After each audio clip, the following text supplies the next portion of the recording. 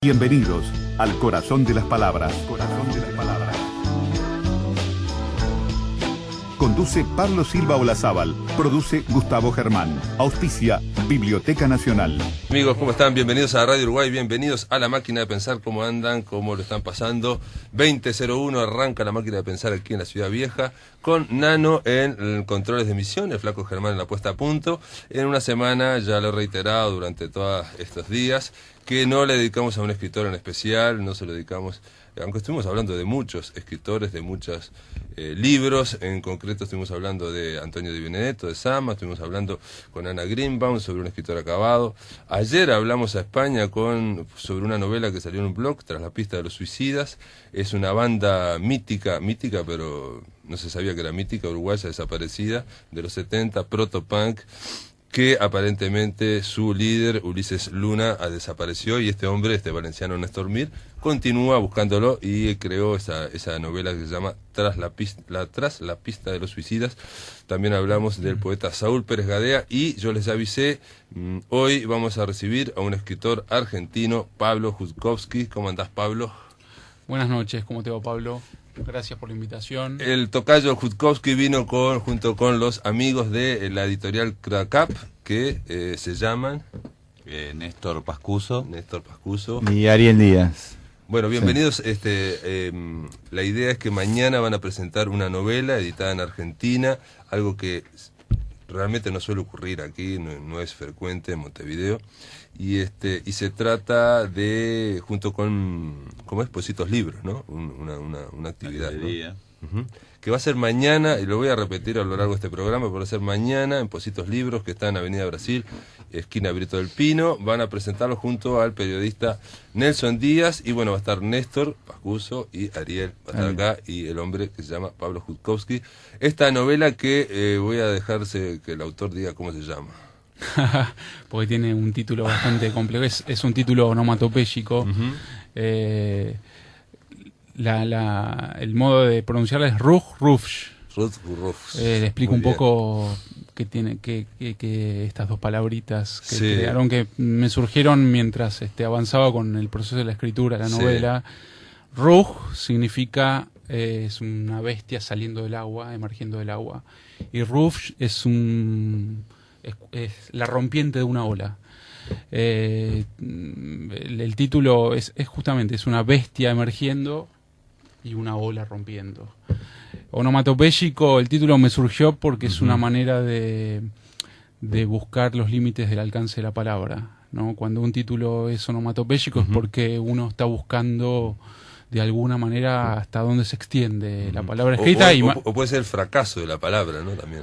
O puede ser el fracaso en todo caso de la narrativa y la entrada al portal de la poética, ¿no? Me refiero al fracaso porque de repente nos pasa a nosotros, que cuando quieres contar algo era como, ¿no? Porque cuando no te quedas sin palabras, buscalo onomatopéyico. Sí, bueno, cuento intimidades de cómo fue creada esta novela. A partir de una anécdota me contó una persona muy querida mía, de un proyecto de crear un muelle en medio de las olas en el sur argentino. Lo primero que me vino a mí a la mente es una cuadrilla de hombres trabajando en mitad del mar, que es una cuadrilla que yo ya reitero en mis novelas anteriores. Sí, esta es la quinta, lo que tenemos que decir porque me llamó la atención, es la quinta de Pablo Jutkowski, pero que en el cual tiene los mismos personajes, o comparte personajes. Se comparten personajes, y hay uno de ellos que es Pasariño, que es un jefe de cuadrillas, que en las anteriores es un jefe de cuadrillas de vialidad que construye rutas, y en este caso decidí que se metan adentro del agua un poco, que se mojen se enfríen y construyan un muelle a 200 metros dentro del agua, y a ver si emergía o no emergía la bestia, ¿no? Ese era el desafío. Habrá que leerlo para ver si emerge finalmente la bestia y si hace ruido.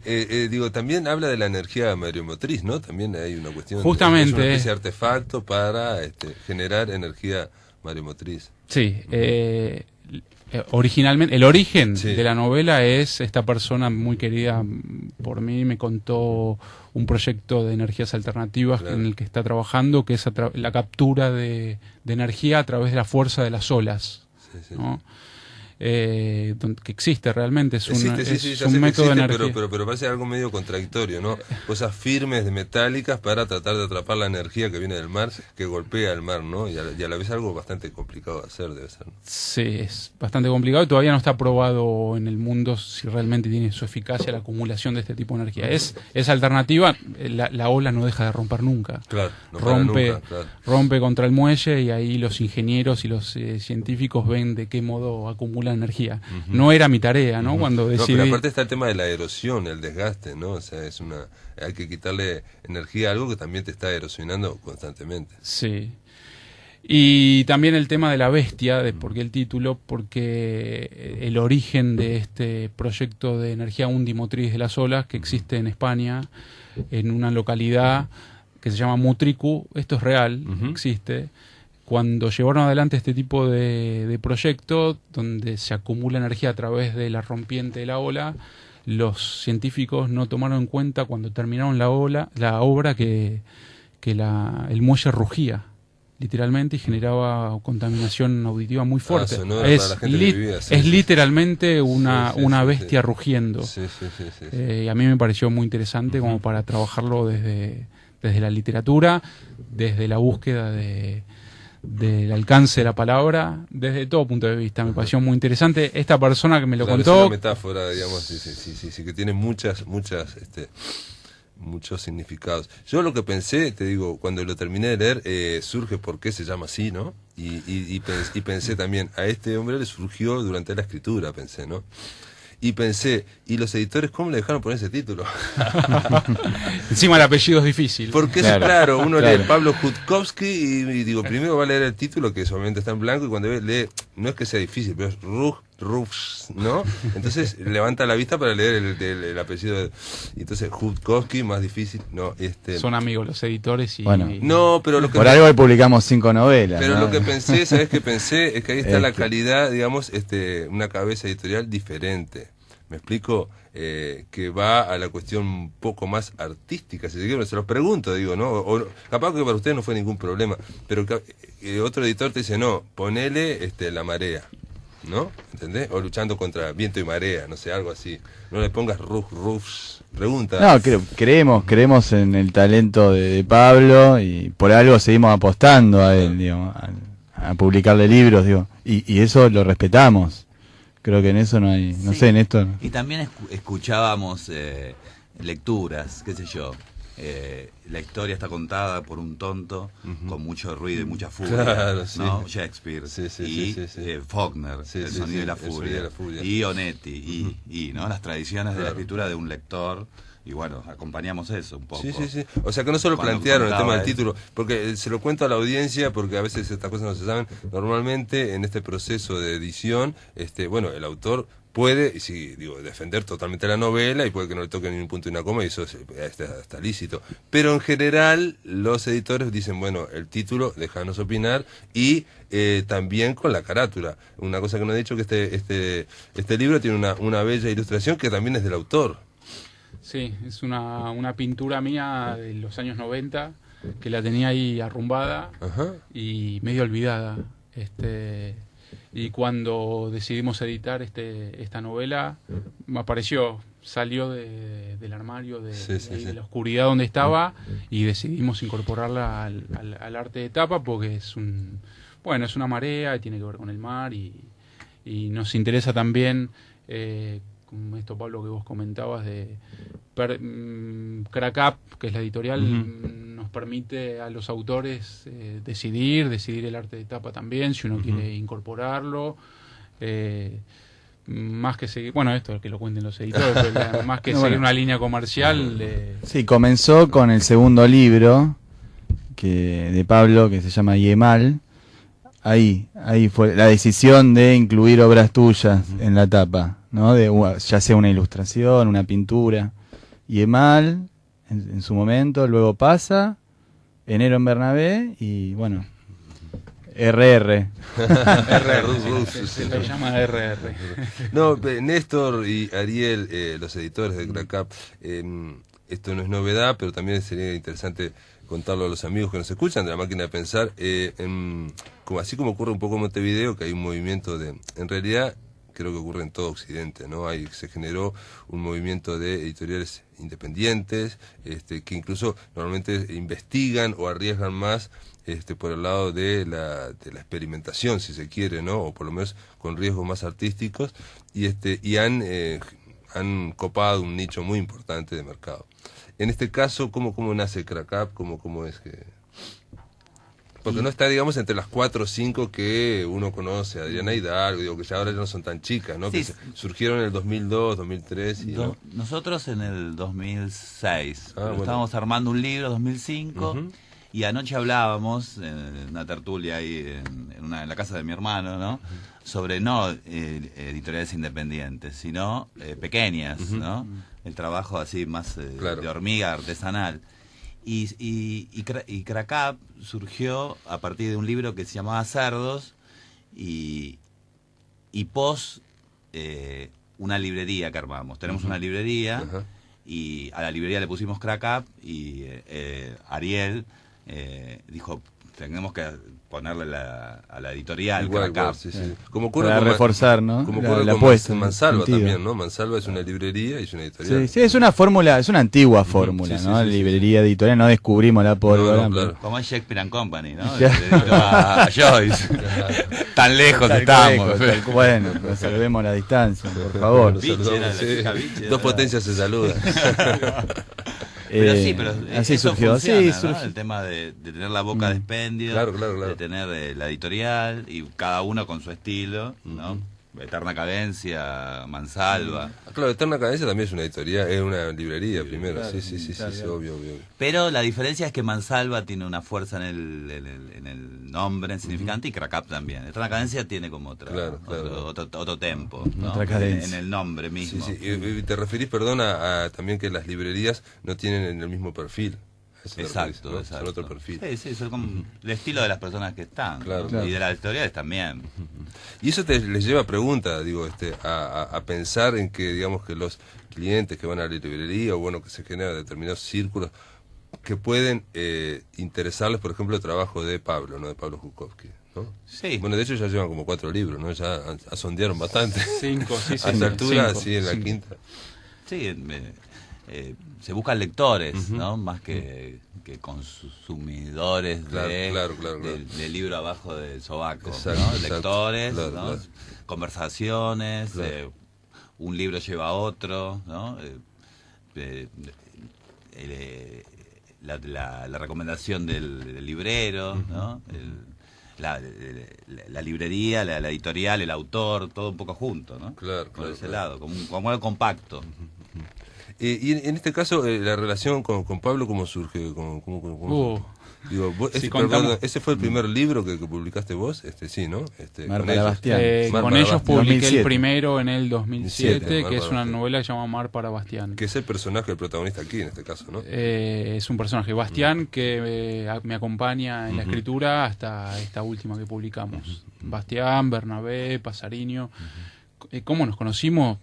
Bueno, con Néstor nos conocemos de vista hace años, porque yo soy abogado, Ah, mirá. y Néstor me alquilaba libros jurídicos. Es vieja así la historia. Y después nos reencontramos por librerías, y cuando yo tuve la inquietud de publicar mi primera obra... Perdón. sí. En verdad estábamos armando la librería Ajá. y yo daba vueltas en el momento de la obra y vi a Pablo sentadito escribiendo. En un ¿En bar. serio? Y cerca de Palermo. Y nos miramos y yo también primero me detuve en una persona Sí, sí, escribiendo sí, en sí, un sí. bar. Nos conocemos, sí, no, tal vez, y ahí, ¿no? Y te Ahí, invité, ahí. te invité. Me invitaste a la inauguración de la librería. Ah. Me dijiste, estamos armando una librería editorial.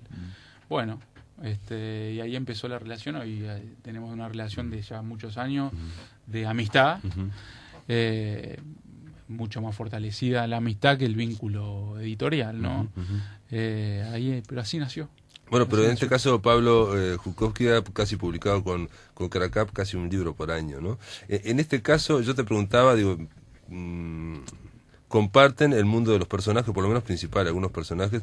Yo me imagino que también comparten el estilo o el ambiente, porque lo que llama la atención, lo primero que llama la atención, a mí me llamó por lo menos la atención, es el tono onetiano de tu escritura, que es muy densa y tiene que ver con esa forma que bueno, si uno dice Onetti y ya está diciendo una especie de un estilo. También me pareció en un momento, pensé en las películas francesas. Este hombre, la forma que tiene de hacer diálogos parece de una película francesa.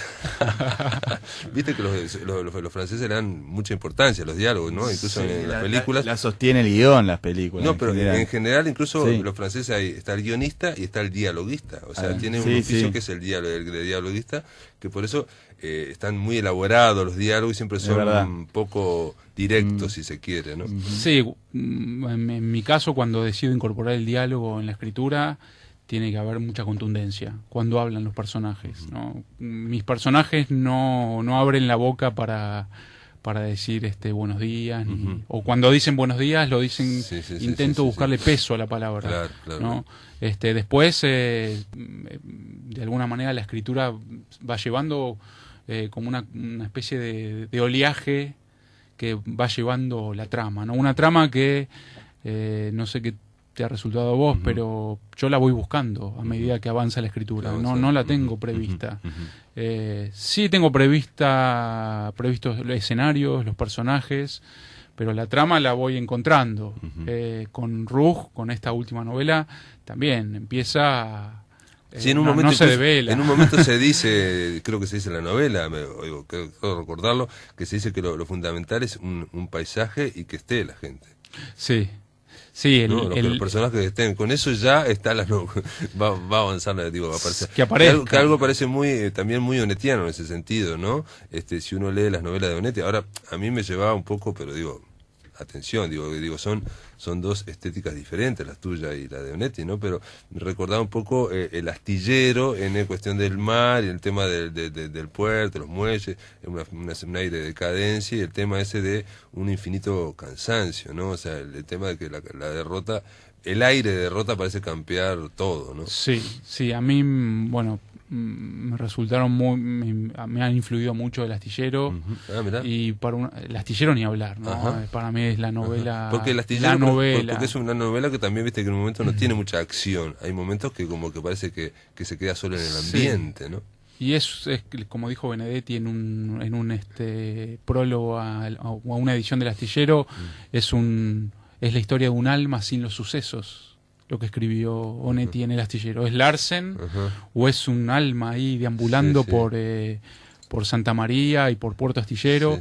A mí, la verdad, sinceramente... Prefiero la definición que dio Onetti del astillero cuando le dijeron qué quiso escribir con el astillero, ¿no? ¿Cómo es el astillero? Y dijo, es como un gran gabán, como ponerse un gran gabán mojado en un día de lluvia. Es algo incómodo.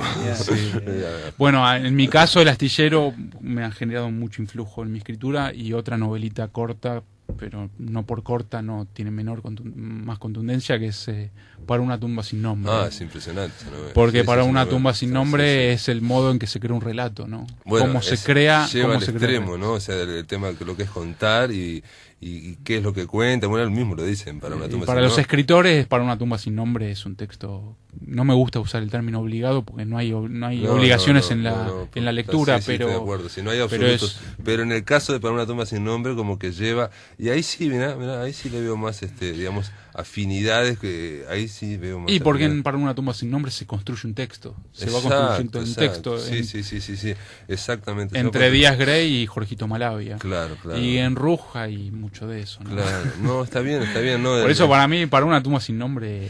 y aparte, sobre todo, Para una tumba sin nombre, estoy pensando, por eso digo, en tu novela, es algo como apostar, la apuesta es muy fuerte, porque no es apostar al argumento. Digamos, no va a pasar una cosa extraordinaria, el monstruo va a aparecer, no, va a venir Godzilla.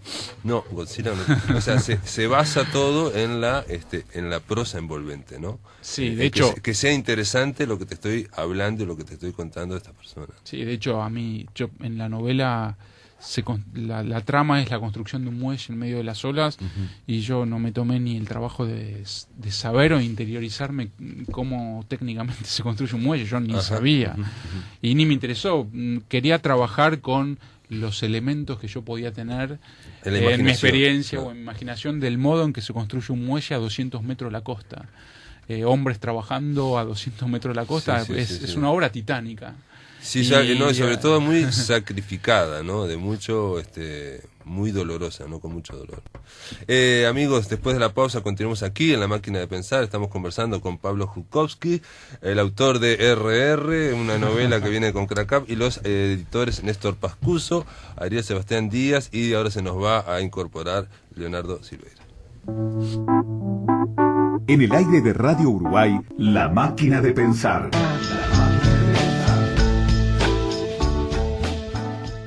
Estamos aquí hablando también con Pablo Jukovsky, fuera de micrófonos, con los editores Néstor Pascuso, Ariel Sebastián Díaz, editores de Crack-Up Argentina, y ahora se juntó acá a la mesa el hombre de Positos Libros, Leonardo. ¿Cómo andas, Leonardo? Buenas noches Pablo, buenas noches a toda la audiencia. Bueno, venimos a sumarnos a la charla. Arrimate un poquito, Leo, arrimate un poquito, porque es simplemente para decirle a los amigos dos cosas. Mañana se presenta este libro, esta novela, Rush, que ya les reitero que vamos a regalar un ejemplar durante este bloque. Tienen que llamar al 2915-7891, uno solo vamos a regalar. Leo, ¿cómo es que se presenta en Positos Libros? ¿Cómo es que se salió esa idea? Bueno, ahora buenas noches de vuelta porque estaba lejos del micrófono. La idea surgió en conjunción con Ariel, con Crack-Up, con la librería Crack-Up allá en Palermo, en Buenos Aires. Nada, por curiosidad siempre y buena sintonía con la literatura y demás. Ariel me mostró los libros de Pablo. Me gustaron ya de entrada, me gustó la edición de Crack-Up, ¿no? Las ediciones de Crack-Up que están cuidadas. Confío en el criterio editorial de ellos. Y bueno, en la librería, vos sabés, Pablo, y mucha gente también de la audiencia, que hacemos habitualmente actividades, tratamos de traer el escritor hacia el lector dentro de nuestro medio, y bueno, también si hay que pasar el charco, se pasa y se va a buscar, ¿verdad? Y así fue que surgió la idea de traer a Pablo a Montevideo, que no había sido presentado, como que dice, su obra en sociedad. Y ya de paso traer también lo que es el fondo de la editorial Crack-Up, ¿verdad? Esto va a ser mañana, va a ser a las 19:30, creo, ¿no? Sí, mañana a 19:30, en la librería allí en Positos Libros, en Avenida Brasil y Brito del Pino. Pensamos que vamos a tener una buena recepción. Ya me han confirmado algunos otros colegas libreros y editores, además de público curioso. Si bien acá es curiosidad neta, porque Pablo acá en nuestro medio no es conocido y sus novelas no estaban de antemano en las librerías, o sea que los que se acercan son realmente lectores curiosos o colegas, libreros curiosos también, tal vez un poco por el gancho ese o por el vínculo que existe entre la literatura de Pablo y nuestro referente capaz más grande que tenemos, ¿no? La literatura. Sí, Onetti estamos hablando. Que es un peso también pesado para Pablo defender ese... Sí, yo lo que les quiero decir, que no lo dije, ¿no? El elogio es enorme, me queda muy grande.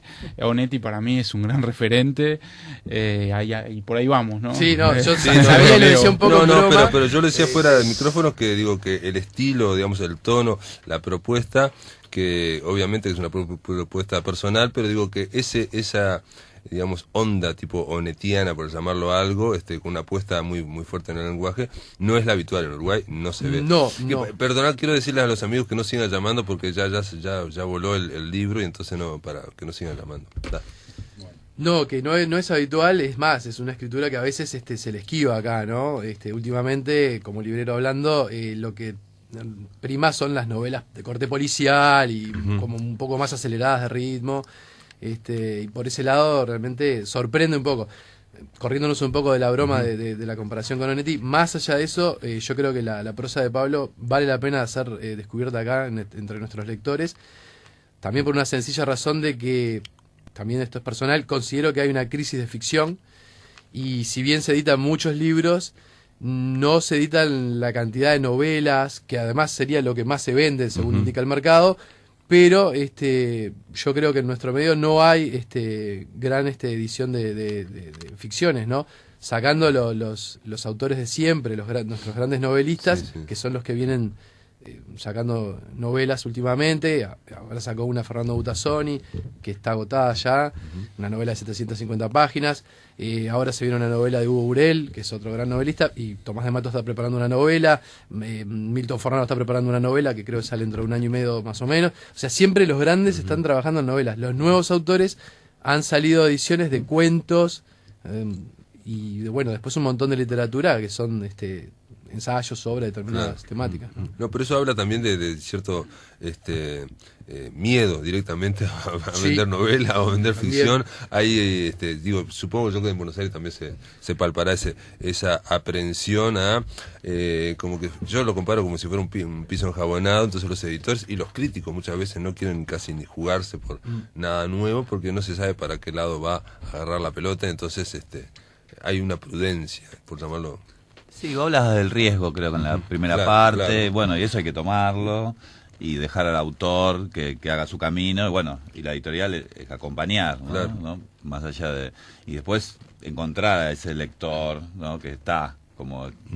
De todas formas... Y no depender tanto del mercado. Correcto, si no, uno empieza a escribir para alguien y cuándo escribe el escritor, ¿no? Exacto, si empieza a pesar el público o las expectativas. De todas formas, tampoco... Porque uno... habla Leo, hablan ustedes, y parece que el pasado fue mejor o algo así, y ahora me quedé pensando que en una entrevista que hay a Onetti, seguramente la habrás visto en televisión española, y le preguntan por qué publicó tan poco en esta época, y él dice, y porque los editores me rechazaban. O sea, no era que sacaba un libro cada 2, 3 años, es que los editores no. Sí. Y sí, el escritor, digamos, la tarea del escritor debería y tiene que ir por un carril distinto, ¿no? A los ritmos editoriales. Al menos a mí lo que me sucede es que no me siento a escribir por una cuestión de cumplir ni con las exigencias de un hipotético mercado o un hipotético lector, porque además hay que tomar en cuenta que lo que uno como autor puede escribir, después el lector va a definir. El lector es el que va a construir la obra. Cada lector va a construir la obra. Uno se traduce a sí mismo cuando la escritura intenta ser genuina, como lo intento hacer yo. Dialogo conmigo mismo cuando escribo, y el lector va por otro lado. Y ni hablar los editoriales, ¿no? La editorial tienen otros elementos que entran en juego, que la escritura debería estar al margen, ¿no? Yo intento hacerlo. Intento que las exigencias de cierto hipotético lector hoy, ¿quién consumiría este tipo de escritura o quién compraría? La verdad que intento no pensarlo. Sé que y reconozco que es un tipo de escritura no masiva. Eso sí lo reconozco. Porque a veces es dificultosa, es una trama que se va buscando a sí misma mientras avanza la escritura, el lector no tiene una historia o una trama a su servicio, sino que la va a tener que ir develando, como la voy develando yo en mi proceso de escritura. Y eso no es masivo, decididamente, pero es el camino que yo considero como escritor que debo transitar, no traicionar mi idea de la escritura. Por eso trato de vincularme con una tradición que para mí tiene un gran peso en la literatura, que es, bueno, a Onetti ya lo nombramos varias veces. También también me mencionás a Proust, te iba a decir, ¿no? Y a Proust en los últimos años, bueno, el tema... Aludís, en realidad no lo mencionás. Lo aludo, lo tengo presente permanentemente. De hecho, la frase, el epígrafe que inicia este libro es una frase de Proust, que tiene relación con la construcción de la memoria, como un obrero que intenta cimentar su obra en medio de las olas, ¿no? Imagínense lo difícil que es intentar construir un muelle en medio del oleaje, ¿no? Es como una obra, como que hay un peso que le impide la construcción. Entonces también tiene que ver con el modo en que se construye un relato, una trama, ¿no? Es compleja. Es una trama compleja. Proust ha ejercido y ejerce en mí un gran influjo.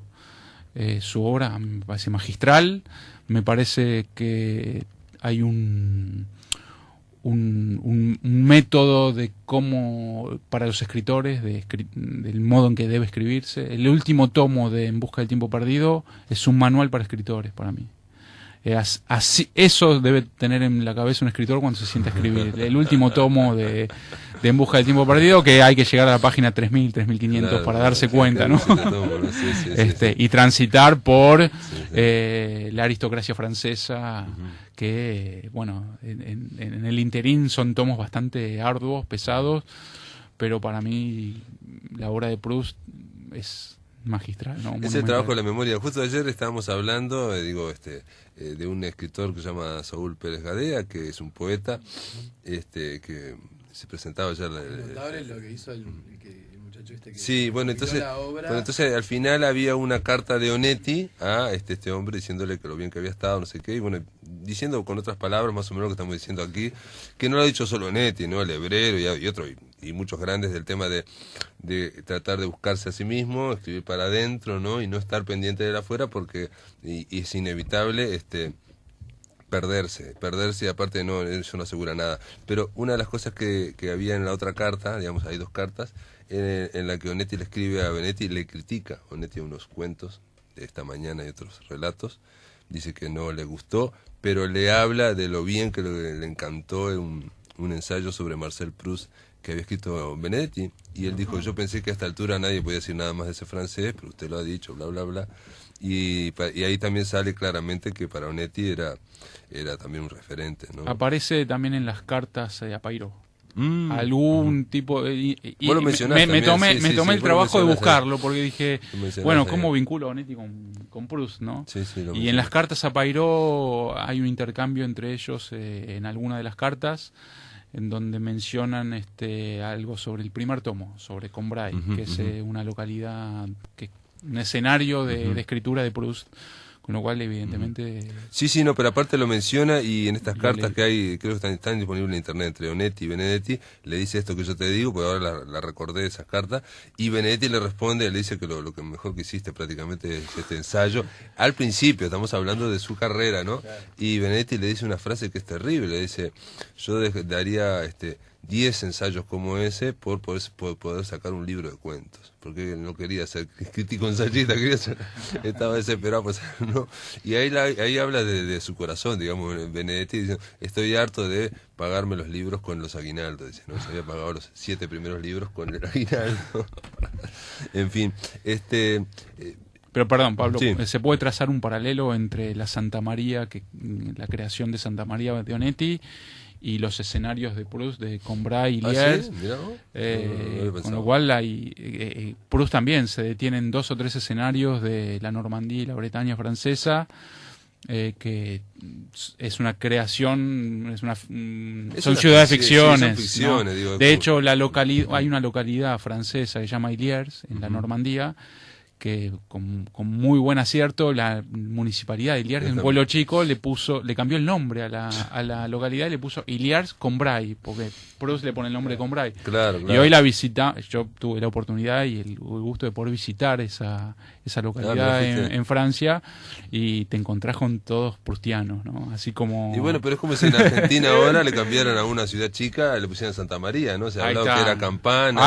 Pero hay Santa Marías, en Argentina hay muchas Santa Marías. No, pero tiene que Santa ser María de la Mesopotamia, cerca de Paraná, o vaya a saber Campana, donde está uno de esos. Hay otras ciudades, digamos, pero son todas de ese estilo, ¿no? O sea, él vio según cuenta él, lo que pasó una tarde y le pareció un momento maravilloso y pensó, bueno, está esto, yo me lo llevo, ¿no? Y creó Santa María a partir de esa... Y crear un escenario ficcional te ayuda mucho a la creación de la obra. Yo, salvando todas las distancias, ¿no? Me apoyé, en las 5 novelas me apoyé en 3 escenarios. Un escenario que es un balneario en el sur brasileño, que es Rosa, un pueblo agrícola de la provincia de Buenos Aires, que es Chillar, y la ciudad de Buenos Aires. Entonces, a partir de esos 3 escenarios, ahí hago pie como para que deambulen los personajes. Una pregunta muy tosca y muy pragmática. Vos mandás, yo no sé cómo es ahora en Argentina el tema de los concursos, pero lo primero que pensé, porque conozco otros casos acá, de alguien que hace literatura con los mismos personajes, es que una vez que más o menos te conocen en la onda, después no puedes mandar a un concurso, porque cuando aparezca Bastian, aparezcan Pásate, el mismo, digamos, ¿no? Sí. ¿Te pasó nunca? No. No mandás a concurso. No he mandado, no he mandado, no me arriesgué. No, pero yo A sé, acá hay un problema con eso, parece una pavada, pero bueno, es una cosa No, bueno, ahí es donde entra en juego el tema de las pequeñas editoriales. Los que ahí entran en juego las editoriales pequeñas que como que levantan o absorben ese material que las grandes editoriales no le dan bolilla. O sea, la mecánica de las grandes editoriales hace que un montón de autores queden por fuera de lo que es el sistema para ellos. Entonces ahí es súper importante estos emprendimientos como los de Crack Up, o ejemplos de acá de Uruguay como Criatura o H Editores, que agarran esos autores que de repente estuvieron o probaron mandar su manuscrito a alguna de las editoriales grandes y o no fue leído o fue leído y fue descartado. Ocurrió en el año pasado el mejor libro que salió en el concurso del MEC, el mejor libro editado de los editados en el 2011, ¿no? O sea, el mejor, ¿no? Que es El infinito es una forma de hablar, es una novela de 500 páginas que el autor tuvo que costeársela con Yagurú, ¿no? Yagurú. Es un hermoso libro, pero porque después de... Y esa es una novela histórica y pasa por... Es un zapping histórico, una red interesante, pero igual... En general, los autores, yo trabajé 8 años en el grupo editorial Norma, el grupo colombiano. Sí, Norma, sí.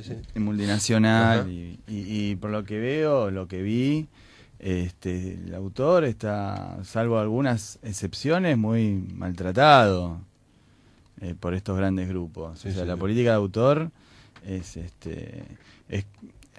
perjudicial hacia la obra del autor o a la difusión del autor. No hay un trabajo de acompañamiento, personalizado, no porque no hay tiempo, porque se produce masivamente, hay que soportar estructuras, ¿no? que son muy onerosas, con lo cual no hay tiempo ni dedicación. Pero tampoco hay, por ejemplo, en general, salvo algunas excepciones que son los tipos que venden mucho. Salvo eso, claro. Sí. Difusión de un país al otro no hay tampoco. No.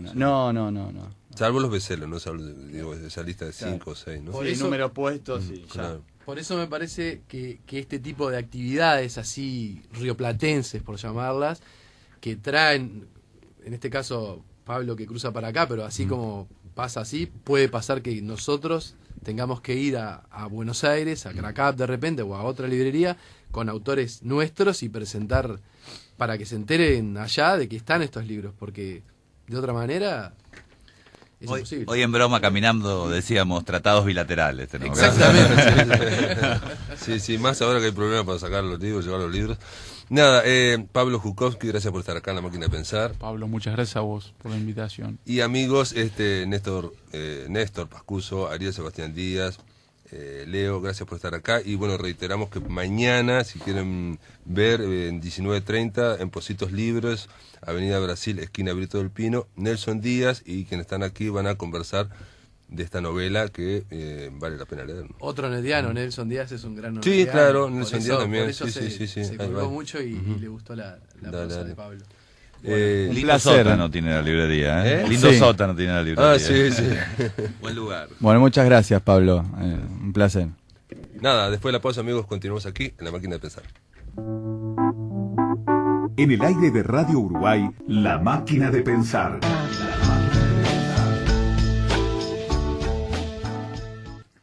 Amigos, ahora en el tercer bloque vamos a conversar con Amir Ahmed. ¿Cómo andás, Amir? ¿Cómo estás, Pablo? Buenas noches. ¿Cómo andás, Amir? La idea es hacer un llamado rápido, pero porque me parecía importante comentarle a los amigos de La Máquina de Pensar que salió la revista Interruptor. Sí, el primer número. El primer número. Decime, ¿esto es por los fondos concursables? Digo, si podemos hablar, tenemos 7 minutos para hablar un poco de la idea de la revista y después de la distribución, que es importante para ver cómo los amigos, sobre todo del interior, pueden tener esta revista que tiene que ver sobre la literatura y sobre el pensamiento, ¿no? Sí, bueno, la revista es continuación o una extensión de lo que ha sido la columna de Interruptor en Internet, ¿no? Sí. Que es una columna que llega a unos 15.000, 16.000 usuarios hoy. Y nosotros presentamos el proyecto de salir en revista a los fondos concursables y fuimos elegidos. Y ahora empezamos a sacar los números que tenemos financiados. Este es el primero, los números son con edición rotativa. Es decir, el primero lo edité yo, los otros lo editarán los otros columnistas de Interruptor, Ajá. que son Carlos Regerman, Gustavo Espinosa y Aldo Mazzucchelli. El próximo lo edita Mazzucchelli.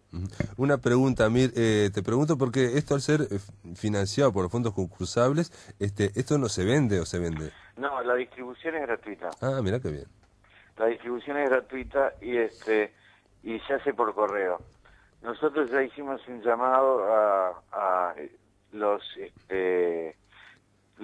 suscriptores que tenemos para nuestra columna. Ajá. Y digamos, repartimos a los 100 primeros que se anotaron. Se anotaron cientos, quedaron muchos afuera. O sea, perdón, entonces digo, el tiraje de esta revista, ¿cuánto tiramos fue? 1000 ejemplares. Ah, 1000 ejemplares. Tiramos 1000 ejemplares, por el convenio con los fondos concursables, van a ir ejemplares a los centros MEC de todo el país. Ajá. Y la distribución mayoritariamente por correo. Ahora bien, también hemos puesto unas bocas de distribución en un par de librerías, que son las dos Puro Verso, es decir, Puro Verso y Más Puro Verso, en el centro, y en el Parque Rodó, librería Lotramón, que queda en Maldonado y Pablo de María. Es importante lo que me acabas de decir, Amir, de que se va a distribuir a través del MEC, en los centros MEC, porque aquellos que nos están escuchando ahora, bueno, que están en Salta, en Paysandú, en Bella Unión, bueno, en Fray Bentos, en Mercedes, no quiero agotar, en Colonia, en el Maldonado, en Florida, que tenemos oyentes también ahí en Florida, digo, les mandamos un saludo ahora a la gente de Florida, pueden, si aquellos están interesados en ir a buscar un ejemplar al centro MEC, pero Sí. ¿de qué van a buscar un ejemplar? Vamos a hablarle de qué es lo que contiene la revista. La revista es una revista de cultura, Sí, ¿no? Punto dale. número uno. Y digamos, no contiene solo las columnas de Interruptor, sino contiene colaboraciones de más gente y también más nosotros, los miembros del comité editorial de Interruptor, que son mi persona, Aldo Mazzucchelli, Gustavo Espinosa, Carlos Regerman y Sandra López de Sivo.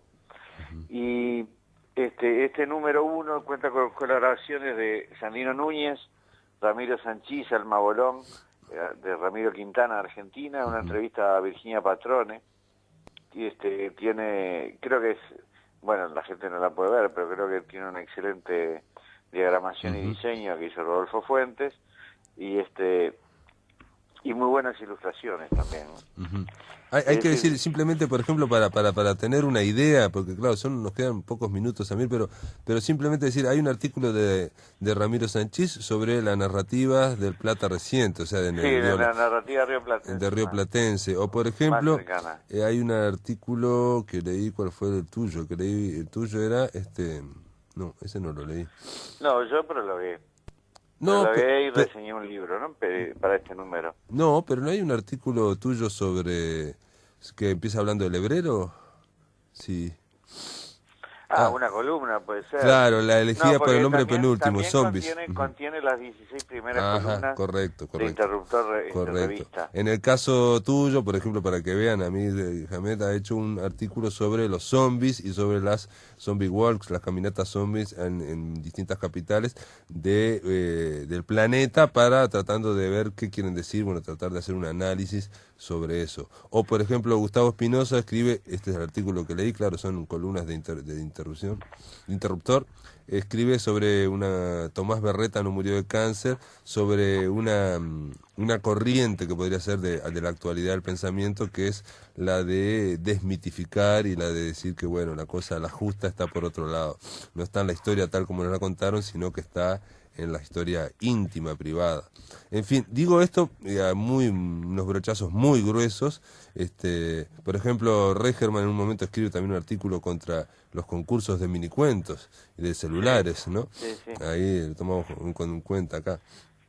Nosotros con la columna despachamos nuestra obsesión semanal, digamos. Sí. Pero la revista, además de esos contenidos que ya están en internet, pero que creo yo y creo que se muestra decir, leerlos en formato libro, ya cambia completamente la lectura. Totalmente con respecto de acuerdo. a lo que uno hace en internet. Digamos, también creo que tenemos que agradecer las colaboraciones de la gente que ha intervenido ahora, como Sandino Núñez, como la entrevista que se le hizo a Virginia Patrone, ese tipo de materiales. Yo te voy a decir una cosa que digo siempre. Yo en lo particular, ya a esta altura, yo me siento honrado de haber participado en emprendimientos culturales anteriores, como la República de Platón, que dirigía Sandino Núñez en los 90, o como Postdata, como Insomnia, el suplente cultural de Postdata. Que dirigía Mazzucchelli, ¿no? Sí, primero, fue el segundo director de Insomnia. Lucía Calamaro fue la primera y después Aldo. Pero Lucía tuvo unos pocos números y después quedó Aldo. Y yo siempre digo que eso, que estoy muy orgulloso porque me parece que fueron emprendimientos muy importantes acá. Ahora, honestamente, voy a decir lo que he dicho siempre desde que empezó la columna, que esta es la mejor publicación en la que he estado, la columna Interruptor. Y entonces tener la oportunidad de haber editado este número en revista, y que creo que se ve la capacidad de mis compañeros en sus columnas, me parece que es una performance muy llamativa y muy inusual.